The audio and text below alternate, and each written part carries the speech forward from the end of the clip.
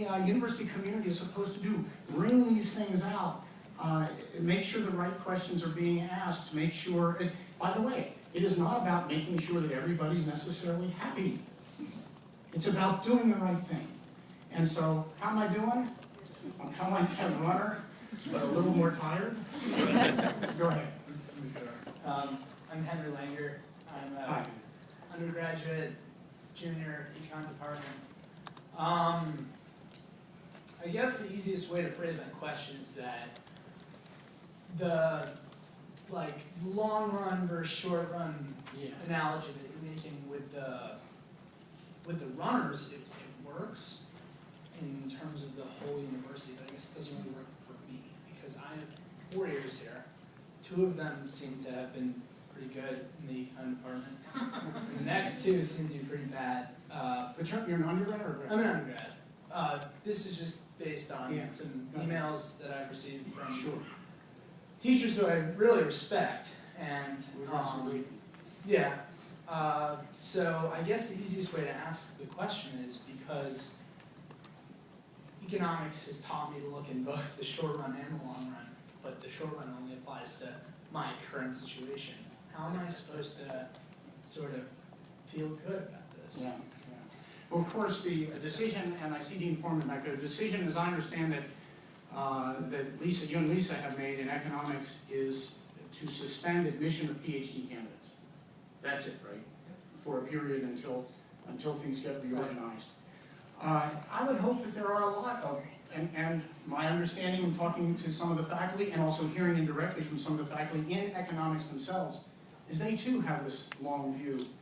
I think we're going to see faculty work very hard to ensure our undergraduates aren't damaged, and if we can't ensure that, help you find other places to go. And I hear some great stories, not only in economics but in some of the other programs, of faculty really saying, we have a commitment to our students, and I think it's terrific. I'm sure.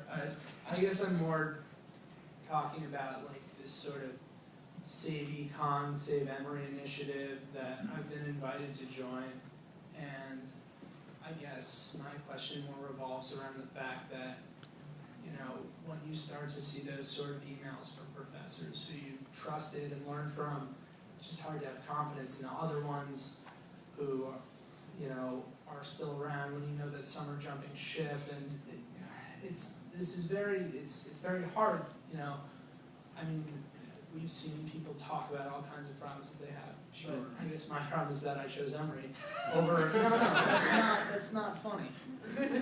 I chose Emory over other schools, and is this going to be fixed? Is there a long-term solution? Oh, indeed, there is work for a long-term solution. Now, I say that with great confidence, and I couldn't go to the next sentence. You have to go back to the deans on that.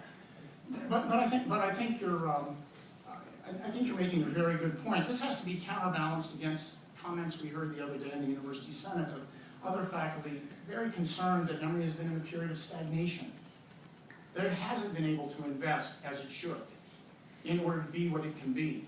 And they feel, when you say talking about jumping ship, when we bring top students and top faculty to programs which are almost there, and they face a different kind of frustration, we lose those people as well.